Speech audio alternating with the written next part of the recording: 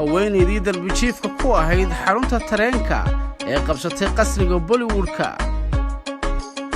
waxa ay ka tuugsanaysay darbijiifna ku ahayd mid ka mid ah xarumaha tareennada ee dalka Hindiya. maalmo gudahoodna waxa ay ku noqotay haweenayda ugu caansan dalka Hindiya. iyadii yaraanteeda hanti iyo magac ubadkii ka cararay iyo eheladii ka faani jiray ayaa maalmo kooban gudahood ugu soo laabtay. waa qisada Ranu Mondal ee muddadan aadka loo hadal hayo. 21kii bishii 7 ee sanadkan waxa ay Ranu Mondal u soo dhaqaaqday xarunta tareennada laga raaco oo gurigeeda xogaa u jiray, taasoo ay subax kasta iman jirtay si ay nolol maalmeedkeeda uga raadsato dadka musaafiriinta, iyadoo u qaadi jirtay heeso iyo madadaalo. inta badan dadkaas musaafiriinta ah ma qiimayn jirin hal abuurkeeda suugaaneed ee kolkii ay gacanta u hoorsato ayaa qaarkood wax tari jireen.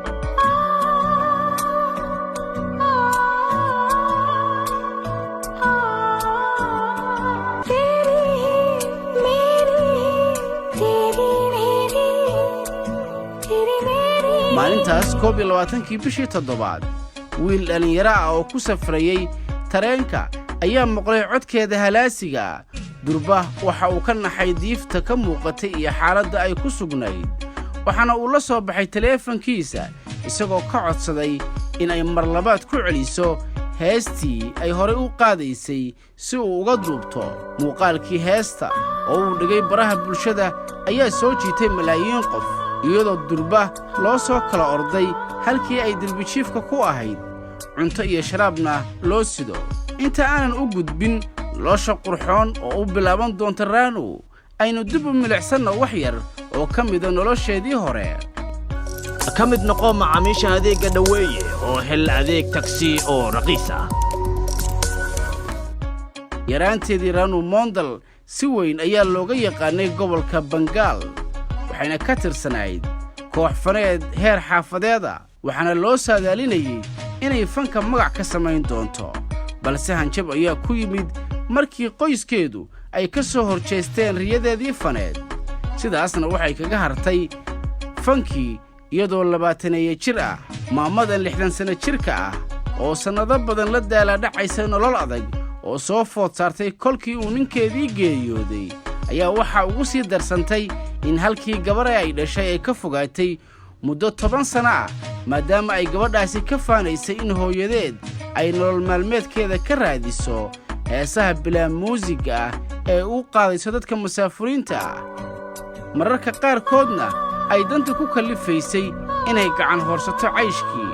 ninka dhallinyarada ah ee muuqaalka ay ku caanbaxday ka duuba Ranu waxaa lagu magacaabaa Atendra Chakraborty, waxaana kolkii uu baahiyey muuqaalkiisa la soo xiriiray shirkado, shakhsiyaad caan ah iyo warbaahin danaynaysa nolosha iyo la shaqaynta Ranu Mondal. isagana waxa uu u tilmaamay halkii uu kula kulmay haweenaydaas. TV-ga Sony ee dalkaas ayaa durba xiriir la sameeyay Ranu Mondal, waxaana lagu marti qaaday barnaamijka lagu soo bandhigo hibada faneed laguna magacaabo Super Singer.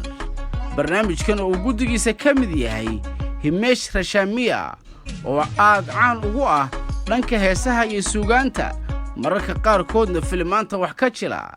Himesh ayaa codkeeda la dhacay, waxaana uu u soo bandhigay shaqadii ugu horreysay oo noqotay heesta malaayiinta qof ay la dhaceen ee la yidhaahdo Teri Meri Kahani.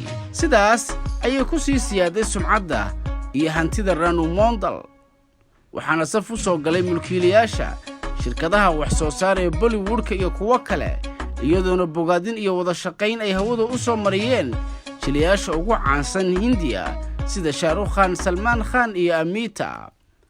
kolkii ay cirka gaartay Ranu Mondal waxaa dib ugu soo oroday gabadheedii ka faanaysay 10 sano ka hor in ay la noolaato.